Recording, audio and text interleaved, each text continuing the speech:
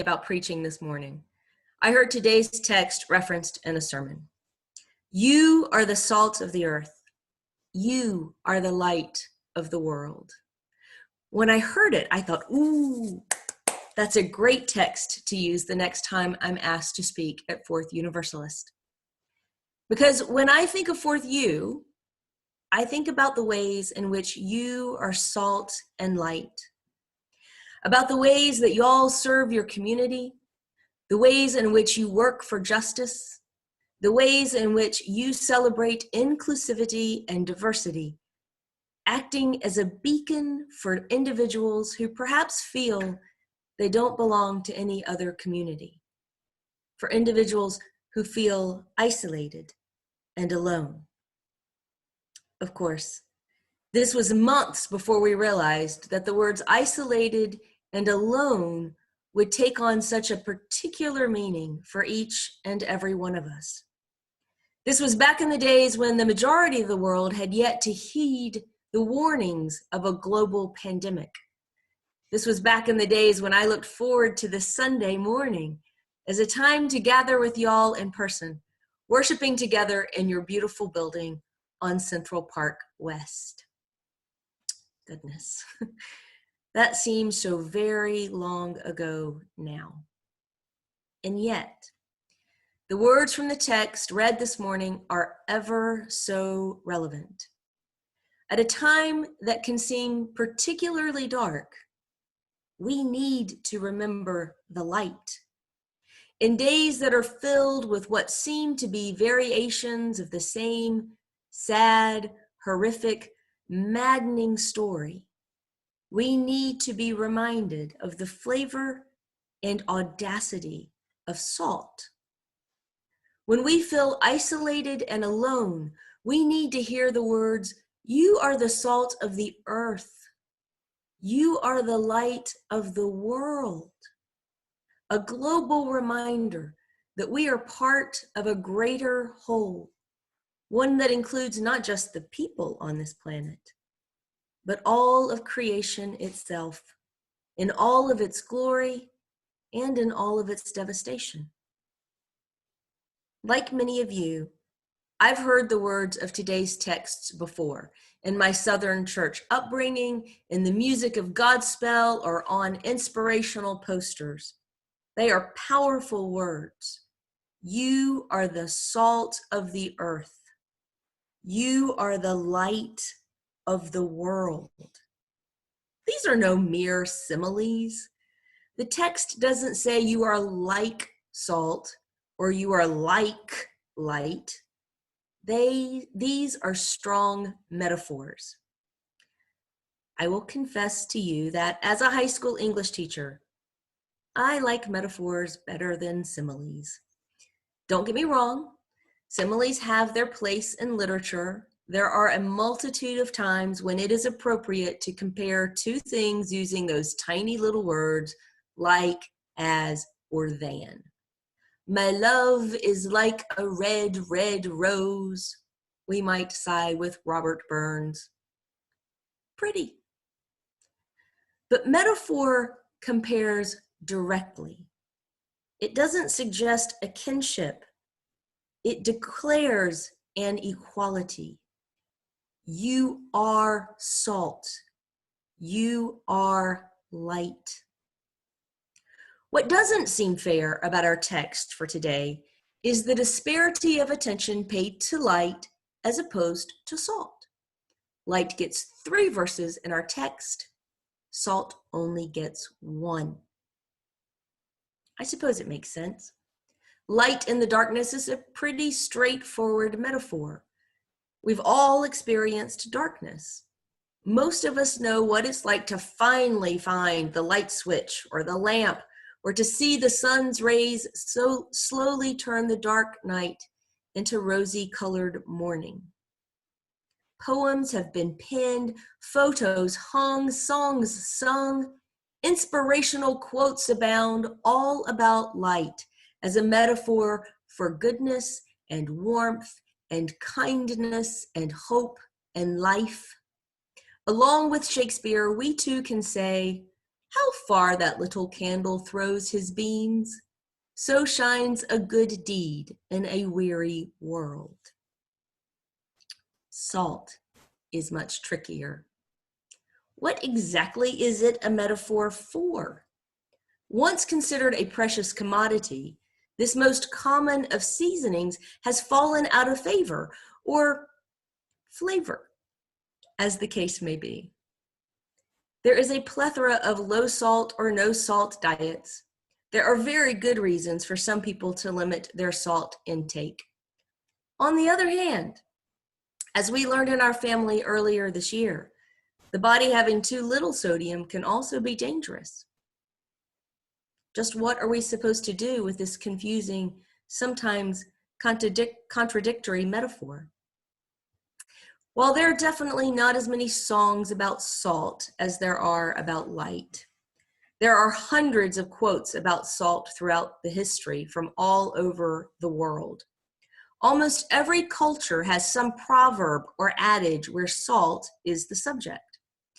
My personal favorite of all the ones that I came across is the Russian proverb, "Eternity makes room for a salty cucumber." As an English teacher and a Baptist minister, I can wax eloquently on the quote's metaphorical meaning of the inclusivity of marginalized people into the far reaches of human history, even if they are pickled. But really, a salty cucumber? That's the best they could do? What is our fixation with salt? There are incredibly well-written resources on the history of salt, as well as salt's importance in human history. As far back as 6050 BCE, salt is mentioned in human records.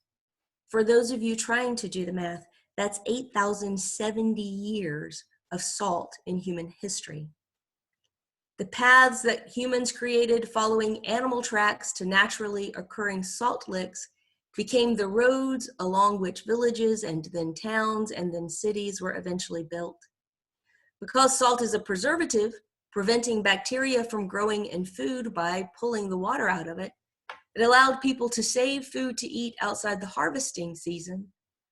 Salt further contributed to people's health because it can be used as an antiseptic and a purifier. Salt has been used in religious ceremonies, in various traditions throughout histories, from baptisms to exorcisms to purification rituals to funeral rites. In the Hebrew scriptures of Leviticus, the early Israelites were commanded, "You shall not omit from your grain offerings the salt of the covenant with your God. With all your offerings, you shall offer salt." Can you imagine the offertory plate if we did that today? Because salt is a preservative, the phrase "salt of the covenant with your God" indicated that God's promise with the Israelites was perpetual. It would never end. In writing to the early church, Paul exhorted the Colossians, "Let your speech always be filled with grace, seasoned with salt, so that you may know how you ought to answer everyone." I confess to you that while my speech is often seasoned with salt, it is not always grace-filled. I'm still working on that part. Because harvesting salt was labor-intensive, it was considered extremely valuable. Salt was used as a way of paying people for their labor, and if you weren't worth your salt, you didn't get paid. Wars were fought over salt-producing locations, and the salt taxes imposed on the folks who lost those wars was exorbitant. Why was salt so sought after, so vital? Perhaps that is best answered through the words of an unattributed salt adage: "Salt is what makes things taste bad when it isn't in them." All of this information about salt, but what does it mean metaphorically? What does it mean to be salt of the earth? The phrase "salt of the earth" is usually associated with people who are down to earth, hardworking, honest, solid folks you can depend on. That's nice. There are other attributes associated with salt or saltiness: being coarse, tough, aggressive, persevering, engagingly provocative. I like that last one. In a time when we need to be tough, we live in that time. We need to be a little aggressive, even provocative, when it comes to questioning poor judgment and leadership that pits us against our global sisters and brothers, instead of acknowledging our corporate grief and desperation and common need. Salt symbolizes a purifying power that can cut through the rotten putrefaction of greed and self-serving consumption of what ought to be common resources. Salt indicates grit and gumption. It creates images of stubborn, sagacious, experienced elders holding our feet to the fire until we grow up, stop sniveling, and demand the change that the world needs for us to be able to survive as global citizens. Because of its association with sailors, salt can also sometimes refer to folks whose humor isn't quite prim and proper. These would be the folks crafting the hilarious memes and videos that my friends are texting me because I'm not on Facebook, and I am then forwarding them on to my family and friends. It is one of the ways that we are dealing with the darkness, to spread some humor, to share a laugh with one another. In the early 19th century, Johann Wolfgang von Goethe said, "The arts are the salt of the earth. As salt relates to food, the arts relate to technology." How incredibly pertinent for today. Artists sharing their music, theater, poetry, films, stories, jokes, photos, hopes, dreams, critiques, and inspirations via technology is one of the strongest and healthiest coping mechanisms helping us to survive this crisis. As Voltaire once said, life is a shipwreck, but we must not forget to sing in the lifeboats. There is no candy coating our situation, regardless of the numerous silver linings many people and the environment are experiencing. We are in a metaphorical shipwreck. The world feels broken and dark and scary. Leonard Cohen reminds us that there is a crack in everything. That's how the light gets in.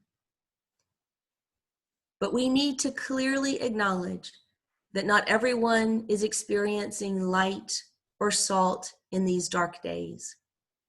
There are folks among us for whom the darkness is overwhelming. Grit and gumption are unfathomable. Fear and anxiety and grief and death have overshadowed any sliver of light, and the only season they know is sadness.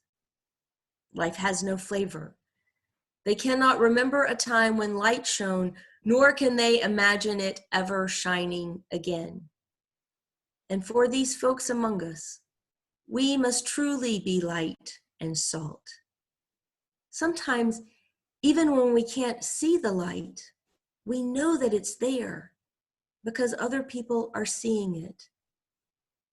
And they are holding it up for us, standing steadfastly, part of the everlasting covenant of salt. This is why I chose today's text.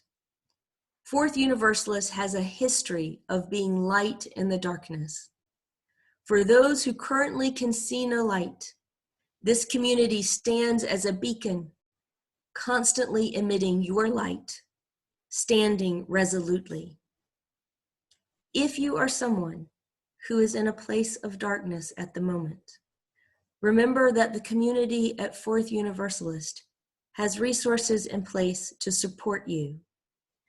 Go to fourthu.org and follow the prompts to connect with one of the ministers. Soon we will hear "You Are the Light of the World" from the rock musical Godspell. One of the lines is, "We all need help to feel fine." We do, you know. If isolation is teaching us anything, it is that we need community. That's what community is for. It's what we provide for one another. It's how we make it through the darkness. Let us be salt and light for one another in the days ahead. Let it be, and amen.